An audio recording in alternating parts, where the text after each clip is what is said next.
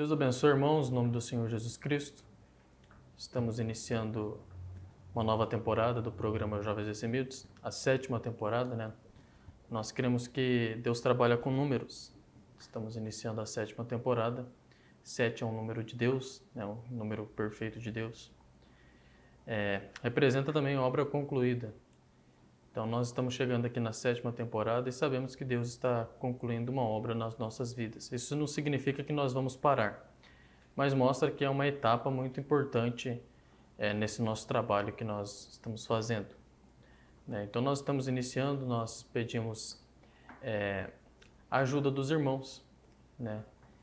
Está acompanhando. E se você gostar do programa que nós estamos fazendo aqui, se você se sentir abençoado aí no seu lar, deixe a sua avaliação, se você gostou. E se você não gostou, deixe o seu dislike aí, que nos ajuda a melhorar nossas coisas aqui, nosso assunto. Mas não deixe de deixar a sua avaliação, que nos ajuda muito. Hoje nós vamos falar um pouquinho nessa estreia, né, da 7ª temporada. Nós vamos falar sobre a diferença entre vestes brancas e o linho fino. Isso é uma espécie de um ensinamento aqui que nós vamos trazer e eu creio que será de ajuda para os irmãos. Nós vamos usar aqui a nossa escritura. Vamos usar 2 escrituras aqui para nós vermos aqui a Bíblia falando sobre linho fino e sobre as vestes brancas, né? Em Apocalipse capítulo 19, quando fala da descida do cavaleiro do cavalo branco, diz assim, no verso 8, Apocalipse 19, verso 8 diz assim: Foi-lhe dado que se vestisse de linho fino, puro e resplandecente, porque o linho fino são as justiças dos santos. Agora, observa aqui, vamos ver aqui mais uma outra escritura.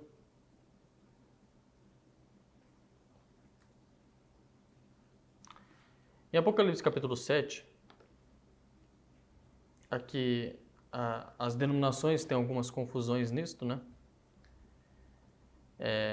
Apocalipse 7, verso 9, depois que fala dos 144.000, no verso 9 diz assim: Depois dessas coisas olhei, e eis aqui uma multidão a qual não podia contar, de todas as nações, tribos, povos, línguas que estavam diante do trono e perante o Cordeiro, trajando vestes brancas e com palmas nas suas mãos. Observa aqui então. Então tem as vestes brancas e tem o linho fino. Uma coisa muito importante que nós temos que notar no livro de Apocalipse é que uma hora Apocalipse fala de um grupo que está usando vestes brancas e são grupos eleitos. E outra hora está falando de um linho fino. E todos que vestem essas vestes brancas são pessoas que vão ser salvas. Olha que coisa. E nós vamos mostrar aqui nesse programa a diferença quando a Bíblia está falando de linho fino e está falando das vestes brancas. Mas observe uma coisa aqui. Tem um grupo de pessoas que recebe o linho fino e tem o outro que vai lá e está usando o linho fino.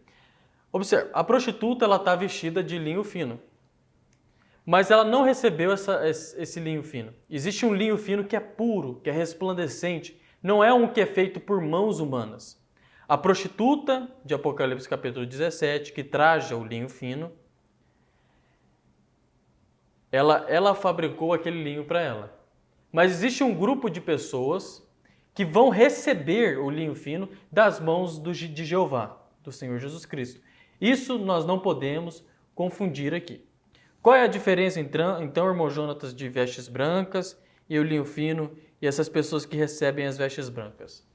Vamos lá, então. O irmão Brana vai nos ensinando aqui, em alguns pontos, né, sobre essas vestes. O que são as vestes brancas? São corpos que vão ser transformados. Vão ser transformados de uma forma a receber vida eterna. Então, todas essas pessoas que carregam, que recebem essas vestes, elas têm vida eterna. Mas tem uns que recebem vestes brancas, é uma vida eterna diferente, E tem um outro grupo que recebe linho fino, que também é vida eterna. A diferença é que as vestes brancas são simplesmente as vestes brancas ali, é somente a vida eterna. O linho fino é uma veste real. Já é uma veste de rei e sacerdote. O grupo de pessoas que veste as vestes brancas, elas vão receber vida eterna, sim, vão receber vida eterna. Mas o outro grupo, além de receber a vida eterna, vão receber um reinado no milênio. Quem é o grupo que vai receber? No linho fino, irmãos, caminhe aqui comigo. No linho fino, quem recebe é a noiva. A noiva vai receber as vestes de linho fino. Agora, os outros grupos que vão receber salvação comum, as virgens nécias, os 144.000, eles só recebem ali as vestes brancas. Vamos então aqui caminhando nas escrituras aqui para nós entendermos. Observa aqui, ó, falando das vestes brancas. Falando das vestes brancas aqui, ó. Quando abre o quinto selo, a Bíblia diz assim, ó, no verso 9 em Apocalipse 6. E havendo aberto o quinto selo, vi debaixo do altar as almas dos que foram mortos por amor da palavra de Deus e por amor do testemunho que deram. E clamavam com grande voz, dizendo: até quando, ó verdadeiro e santo dominador, não julgas e vingas o nosso sangue dos que habitam sobre a terra? E foram dadas a cada um compridas vestes brancas. Quem são as almas debaixo do altar? Nós já sabemos, nós já aprendemos, são os judeus mortos no holocausto. E eles receberam vestes brancas, eles vão receber vida eterna. Mas vamos caminhar aqui bem pausadamente aqui para nós irmos entendendo aqui o ponto que nós queremos chegar, né? O ponto que nós queremos chegar. As vestes do linho fino, vamos caminhar no linho fino. O linho fino é uma roupa que ela é caríssima. A produção do linho fino, as vestes do linho fino, ela dura 1 ano. Ela tem que passar por todas as estações do ano. Verão, inverno, tem que passar pela primavera, tem que passar pelo outono. A produção dura 1 ano.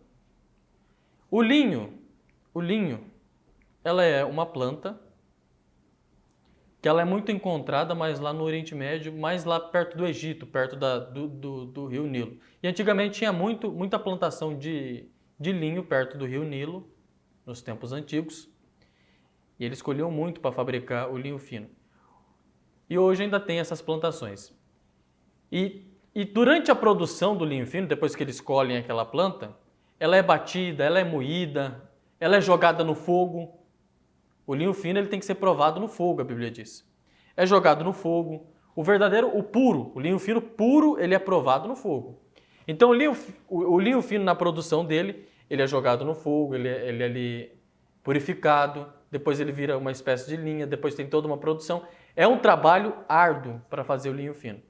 Isso nos repete muito a história da vida do crente. Porque o cristão, para ele chegar a receber as vestes do linho fino, ele é moído, ele passa por estações, ele é provado no fogo. Então o linho fino ele fala muito do verdadeiro crente, fala muito da noiva do Senhor Jesus Cristo. As vestes brancas, elas já representam uma outra coisa. O linho fino é uma veste real caríssima, é uma das vestes mais caras na produção. Agora, as vestes brancas, o que é as vestes brancas? São vestes que estavam sujas, elas são brancas, elas estavam sujas, elas são lavadas para ficar branco. Olha que coisa. Assim, com brancas, né? Deixa eu apenas aqui colocar uma escritura para os irmãos verem sobre essas vestes brancas aí. Uma escritura. Mas antes aqui de nós pegarmos aqui essa escritura que está em Zacarias, nós vamos ver aqui, ó.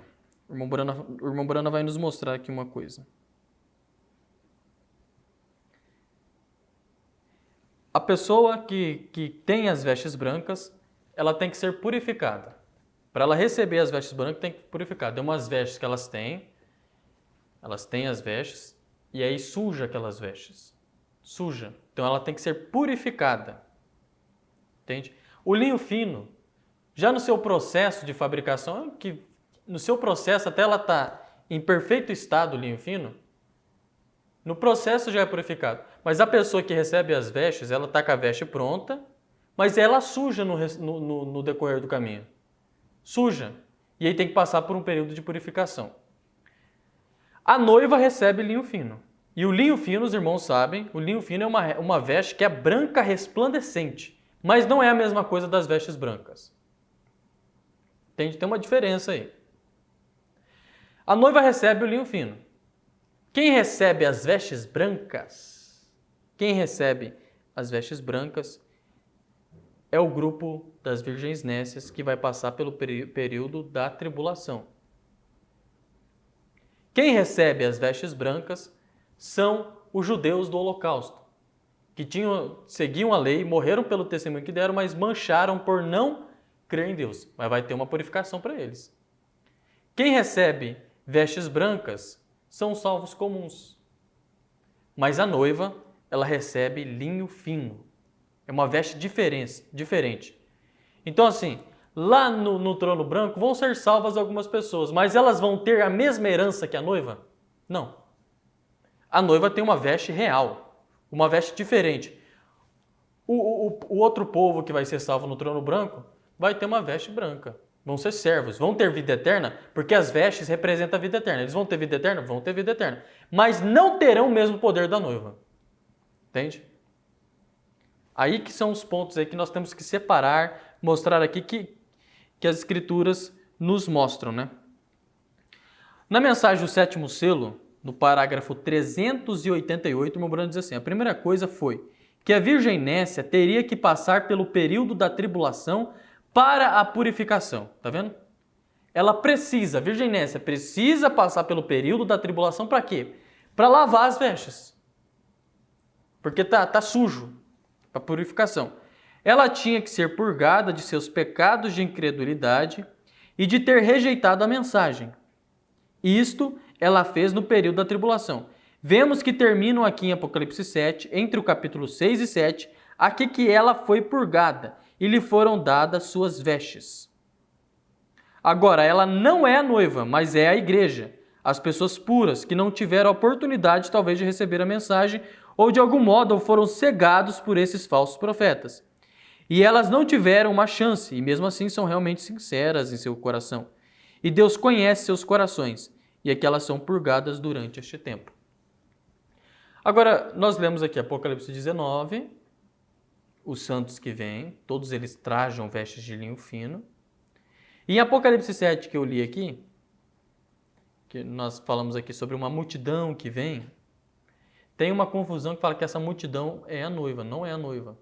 Por que não é a noiva? Porque elas vêm trajadas de vestes brancas e passam por grande tribulação. Vamos ler aqui mais uma vez aqui, ó. No verso 9, depois dessas coisas olhei, e eis aqui uma multidão, a qual ninguém podia contar, de todas as nações, tribos, povos e línguas que estavam diante do trono e perante o cordeiro, trajando vestes brancas e com palmas nas mãos. Como que pode ser a noiva isso aqui? Né? Aí no verso 10 diz assim, ó, e clamavam com grande voz, dizendo, salvação ao nosso Deus, que está sentado no trono e ao cordeiro. Aí, lá no verso 13 diz assim, e um dos anciãos me falou dizendo, estes que estão vestidos de vestes brancas, quem são e de onde vieram? Aí, no verso 14 diz assim, e eu disse-lhe, Senhor, tu sabes. E ele disse-me, estes são os que vieram da grande tribulação e lavaram as suas vestes e as branquearam no sangue do cordeiro. Então aqui comprova o que eu estou falando. Na grande tribulação, a noiva não passa pela tribulação. O irmão Brana diz, a noiva não passa por período de tribulação. Ela é purgada no seu processo de santificação. Aqui nós estamos sendo processados como o linho fino é processado. Passando por provas, por lutas, por estações. Mas vai chegar um tempo em que vai terminar esse linho fino, né, essas vestes nossas, para nós seguirmos viagem para o lar. Já as virgens nécias, não. Elas recebem vestes brancas né? Eles já estão com as suas vestes, mas estão sujas. Então precisa ser branqueado, precisa ser lavado pelo Cordeiro, precisa da grande tribulação para purificar, que é o que o irmão Brana diz aqui no 7º selo. Olha o ensino maravilhoso que nós estamos recebendo aqui, que tira o engano, tira a confusão nossa a respeito de Apocalipse. Né? Tira essa confusão nossa.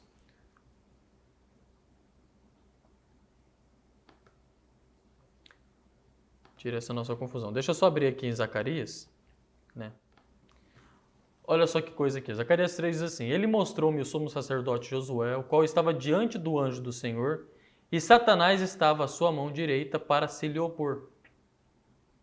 Mas o Senhor disse a Satanás: O Senhor te repreenda, ó Satanás. Sim, o Senhor que escolheu Jerusalém te repreenda. Não é este um tição tirado do fogo? Josué, vestido de vestes sujas, estava diante do anjo. Então aqui estava um homem que estava com as vestes sujas e Satanás estava repreendendo ele. No verso 4 diz assim: Então respondeu aos que estavam diante dele, dizendo: Tirai-lhe estas vestes sujas. E a Josué disse: Eis que tenho feito com que passe de ti a tua iniquidade, e te vestirei de vestes finas. E disse eu: Ponha-lhe uma mitra limpa sobre a sua cabeça. E puseram uma mitra limpa sobre a sua cabeça e vestiram-no das roupas, e o anjo do Senhor estava em pé. E o anjo do Senhor protestou a Josué, dizendo: Assim diz o Senhor dos Exércitos: Se andares nos meus caminhos e se observares a minha ordenança, também tu julgarás a minha casa e também guardarás os meus átrios e te darei livre acesso entre os que estão aqui. Estava com as vestes sujas, Josué, mas aí Satanás estava acusando ele, está com as vestes sujas aí, está com a veste suja. Mas aí vem Deus e lava ele e purifica. Isso representa as virgens nécias. Né? As virgens nécias. Nós podemos fazer um estudo aqui bem detalhado depois sobre as virgens nécias, trazer aqui quem são as virgens nécias para os irmãos entenderem. Mas quem recebe as vestes brancas é as virgens nécias, os salvos comuns, né? Aqueles que vão ser salvos, salvação comum. Quem recebe as vestes brancas são as almas debaixo do altar. Recebe a vida eterna. Mas o linho fino é só para a noiva, para os 144.000 e para o Senhor Jesus Cristo. Somente. Só para eles. São vestes de quem vai estar lá dentro do trono. Vestes reais, vestes que valem muita coisa, né? Agora eu quero que os irmãos observem aqui, ó. Nós estamos falando sobre vestes, né? Estamos falando sobre vestes. Agora, olha que coisa bem importante aqui que nós vamos ver aqui em Apocalipse 1, verso 13. E no meio dos 7 castiçais, um semelhante ao Filho do Homem, vestido até os pés de uma roupa comprida, e cingido pelos peitos com um cinto de ouro. E a sua cabeça e cabelos eram brancos como lã branca, como a neve, e os seus olhos como chama de fogo. E os seus pés semelhantes a latão reluzente, como se tivessem sido refinados numa fornalha, e a sua voz como a voz de muitas águas. Observe que entre os 7 castiçais de ouro aparece um semelhante ao Filho do Homem, vestido até os pés com uma roupa comprida. São vestes, né?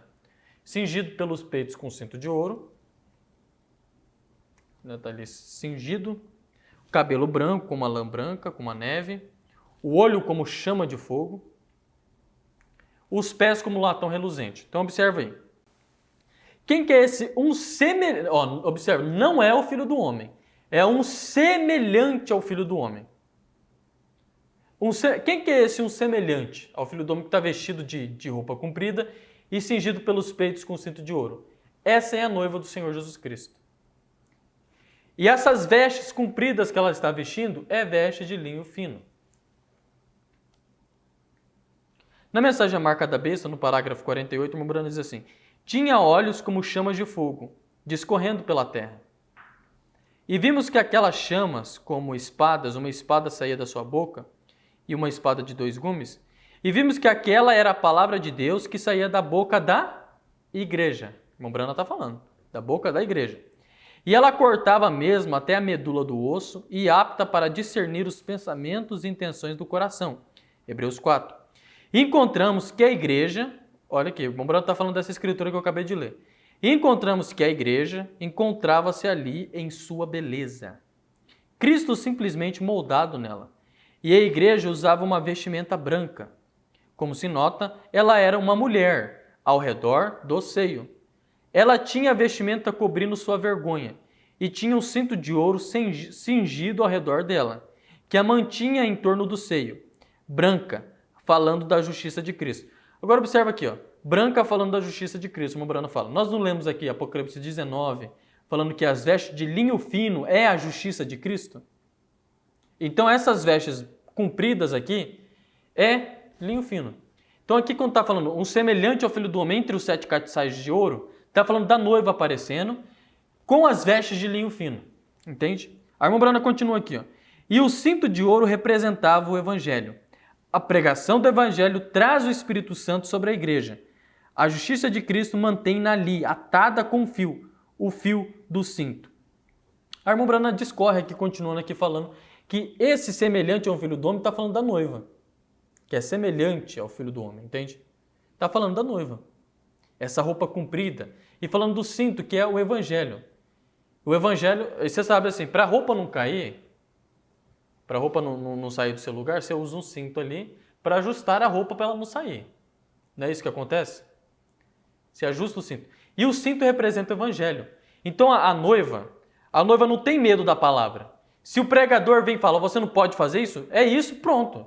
Apertou o cinto ali, é para a veste não cair. Quando o pregador vem e fala, não corta o cabelo, não passa maquiagem, não usa roupas imorais, não tenha tais comportamentos mudando, isso é apertando o cinto para a veste não sair.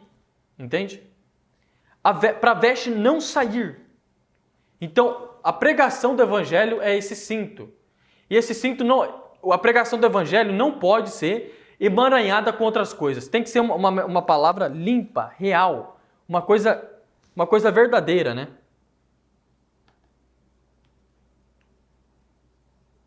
Em Jeremias 13, olha aqui, ó, o que eu estou falando aqui para vocês aqui, ó. Tem que ser uma coisa, por isso que pregador não tem que ter vergonha de vir trazer mensagem. Porque assim, irmãos, eu noto que muitos irmãos, algumas pessoas, né, dentro da mensagem, vamos dizer assim, vem e fala assim, não, mas você não pode ser legalista, você tem que ser central, tem que entrar na centralidade. Mas aí eu pergunto para você, irmão, que está me ouvindo, quem define a centralidade? Quem que vai definir a centralidade que a gente tem que seguir? Quem é o que define? Fica essa pergunta aí. Será que quem define é o irmão ali que fala, você tem que ser central, não pode ser legalista?